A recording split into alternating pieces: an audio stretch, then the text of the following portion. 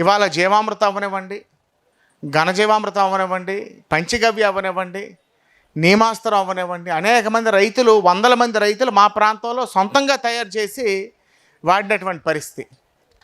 అంత గొప్ప బీజం ఆ రోజు సుభాష్ పాలేకర్ గారు వేశారు. దాన్ని పెద్దలు విజయరామ గారు కొనసాగిస్తున్నారు. అంటే ఇవాళ మనం పెస్టిసైడ్స్ ఎంత హానికరమో మీకు చెప్తాను. కిందటిసారి తుఫాన్ వచ్చినప్పుడు దెబ్బతిన్నటువంటి పంటల్ని పరిశీలించడానికి వెళ్ళాం. అక్కడ మాకు తెలిసిన ఒక రైతు, మాకు సుపరిచితుడు, మా ఫాలోవరు, వంగ తోటను టమాటో తోటకి మందు కొడుతున్నాడు. మందు ఎలా కొడుతున్నాడు? టమాటో కాయల మీద నుంచి, వంగకాయల మీద నుంచి, ఆకుల మీద నుంచి ఒక వర్షం పడితే, పెద్ద మడికెట్టి వర్షం పడితే ఎలాగ నీరు దార కారుతుందో అంత మందు కొడుతున్నాడు. తన పేరు శ్రీరామ్. శ్రీరామ్ రా, ఎందుకు కొడుతున్నావు మందుని అడిగాను. తెగులు రాకుండా కొడుతున్నానని అన్నాడు. మరి ఒకవేళ నువ్వు కొట్టాక కూడా తెగులు వస్తే ఏం చేస్తావంటే అప్పుడు కూడా మళ్ళీ కొడతానని అన్నాడు. మీరు నమ్మరండి, తర్వాత 2 రోజులు ఏదో పని ఉంటే రాలేదు.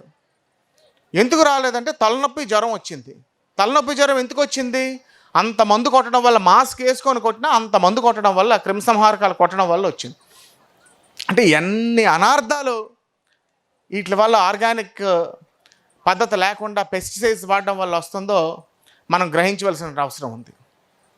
మా గురువుగారు చిన్నజీయర్ స్వామి గారు ఒకసారి ఒక 2 సంవత్సరాల క్రితం ఒక పూర్తి గ్రామీణ ప్రాంతం అండి. ఆ గ్రామం పూర్తిగా వ్యవసాయ ఆధారిత గ్రామం. ప్రతి ఒక్కరు, ప్రతి ఇంట్లోనూ ఆడ మగ వ్యవసాయమే చేసినటువంటి గ్రామం. 70 కిట్లు పంపించారు స్వామివారు. ఆ 70 మందికి టెస్టులు చేయించితే అందులో 23కి క్యాన్సర్ పాజిటివ్ తేలింది.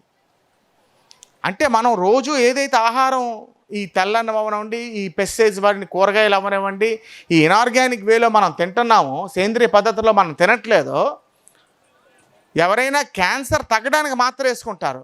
మనం క్యాన్సర్ రావడానికి రోజు మనం తింటున్న ముద్దలోని ప్రతిరోజు ఒక పూట భోజనం తింటే మనం క్యాన్సర్ మాత్రలు, అనేక రకాలైనటువంటి జబ్బులకి మాత్రలు వేసుకుంటున్నాం.